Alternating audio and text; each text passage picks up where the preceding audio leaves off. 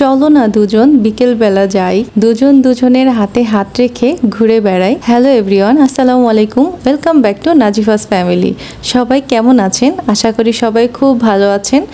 বেশ অনেক দিন পরে আপনাদের সাথে নতুন একটা ভিডিও শেয়ার করতেছি। আর আমি যেহেতু আমার চ্যানেলে সবসময় জুয়েলারি ভিডিও শেয়ার করি, তাই আজকে একটু ব্যতিক্রমধর্মী ভিডিও নিয়ে আপনাদের সাথে হাজির হয়েছি। আর আজকে আমি শেয়ার করব রাজশাহী শহরের ভদ্রা লেকের পরিবেশটা। মূলত রাজশাহী শহরের মধ্যে সবথেকে সুন্দর আর সবথেকে নিট অ্যান্ড ক্লিন পরিবেশ হচ্ছে এই ভদ্রা লেকের আশেপাশের এলাকা। আর এই এলাকায় আমার জানা মতে ভাড়াও একটু তুলনামূলক অন্য এলাকার থেকে বেশি থাকে। আর দেখলেই বুঝতে পারছেন যে রাস্তা কতটা নিট অ্যান্ড ক্লিন আর একদমই গাছপালা দিয়ে ভরা। খুবই সুন্দর একটা পরিবেশ। আর এই এলাকাটা সত্যিই খুবই সুন্দর। আমার আর আমার হাজব্যান্ডের খুবই পছন্দের এলাকা ছিল এইটা। আর এই এলাকার উন্নয়নের জন্য কিছু কিছু জায়গায় এরকম কাজও চলতেছিল, তার জন্য রাস্তাগুলো এরকম ভাঙা ছিল। মূলত আমরা ভদ্রা লেক এলাকায় যেতাম হচ্ছে বার্গার খেতে। আর রাজশাহী শহরের সব থেকে বিখ্যাত বলবো আমি 30 টাকার বার্গার। এখানে আপনি 30 টাকা মূল্যে এত কম দামে এত মজার বার্গার পাবেন, যেটা মনে হয় না অন্য কোনো শহরে আপনি পাবেন। আমি জানি না, তবে আমি রাজশাহী শহরের বার্গার খেয়ে খুবই মুগ্ধ হয়েছি। আপনারা যারা রাজশাহী শহরে থাকেন, আমার ভিডিও দেখেন, আমাকে চেনেন, অবশ্যই কমেন্টে জানাতে ভুলবেন না আপনাদের কাছে এই 30 টাকার বার্গার কেমন লাগে। আর এই বার্গার মনে হয় রাজশাহী শহরের সবাই কম বেশি খেয়ে থাকে, কারণ প্রত্যেকটা অলিতে গলিতে এই ধরনের বার্গারের দোকানের অভাব নাই, সব জায়গায় পেয়ে যাবেন। তবে সব থেকে আমাদের কাছে বেস্ট লেগেছিল এই ভদ্রা লেকের বার্গারটা। মানে উনি যে বানাতেন ওনার বার্গারটাই মজা ছিল। আরও একটা লোক বানাতো একই জায়গায়, কিন্তু সব থেকে ভালো লাগে এই লোকের বার্গার বানানোটা।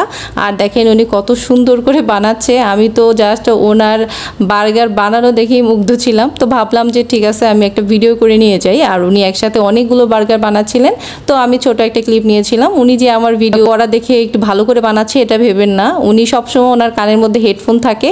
আল্লাহ জানে উনি এই হেডফোন দিয়ে কী শুনে। তো উনি খুব আরাম করে বার্গার বানায়, রিল্যাক্সে বার্গার বানায়। আর যখন কাজ থাকে না তখন ওই যে একটু অন্য দিকে তাকায়। তবে বেশিরভাগ সময় উনি ব্যস্তই থাকেন, উনি সবসময়ই বার্গার বানাতে থাকেন, কারণ এখানে প্রচুর পরিমাণে সেল হয়। সবাই এখানে আসে আর হচ্ছে এই 30 টাকা মূল্যের বার্গার খেয়ে থাকে।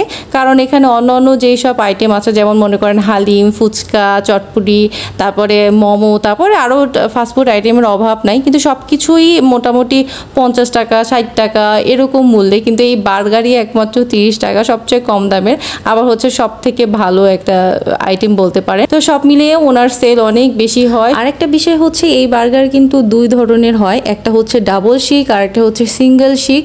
যেটা ডাবল শিকের ওটা হচ্ছে 45 টাকা, আর যেটা সিঙ্গেল শিক ওইটা হচ্ছে 30 টাকা। তো আমরা সবসময় সিঙ্গেল শিকেরই খাই, কারণ ডাবল শিক প্রয়োজন হয় না, কারণ ওনার শিকের মধ্যে চিকেনের কোয়ান্টিটি অনেক বেশি থাকে অন্য জায়গার তুলনায়, সেজন্য ডাবল শিক কেনার কোনো প্রয়োজন হয় না। আপনারা কারা কারা ওনার হাতের বার্গার খেয়েছেন রাজশাহী শহরের মধ্যে অবশ্যই আমাকে কমেন্টে জানাতে ভুলবেন না।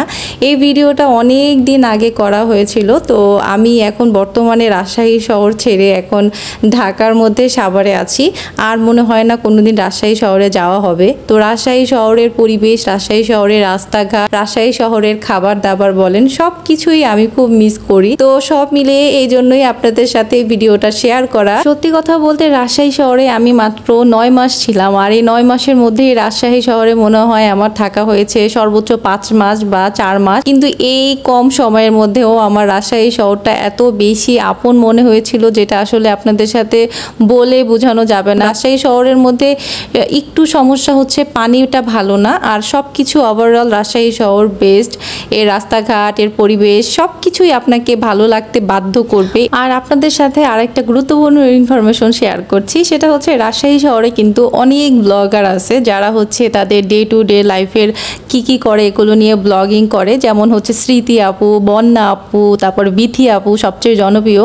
তো আপনারা কারা কারা তাদের ভিডিও দেখেন, তাদের ব্লগ দেখেন অবশ্যই জানাবেন। আর আরেকটা আফসোসের বিষয় হচ্ছে আমি তাদের সাথে একদিনও দেখা করতে পারি নাই, যদিও আমি রাজশাহীতে ছিলাম। আর বিথি আপু যে এলাকায় থাকে ওই একই এলাকায় আমিও ছিলাম। আর তাদের বিল্ডিং থেকে 2-3 মিনিটের হাঁটার রাস্তা, এরপরে হচ্ছে আমাদের বিল্ডিং ছিল। তারপরও আমি ওনাকে কোনোদিন দেখিও নাই। এটা তো গেলই। আর এর থেকেও বেশি মজার বিষয় হচ্ছে ওনাদের ছাদে যে গরু পালার যে একটা খামার আছে, আপনারা অনেকেই দেখবেন ওনার ইউটিউবে ভিডিও বা হচ্ছে ওনার ফেসবুক ভিডিওতে দেওয়া দেওয়া আছে। ওই খামারের গরুর যে দুধ হয় সেটা আমরা প্রতিদিন কিনে কিনে নিয়ে এসে খেতাম, অথচ আমি জানতামই না যে এটা হচ্ছে বিথি আপুদের খামারের গরুর দুধ।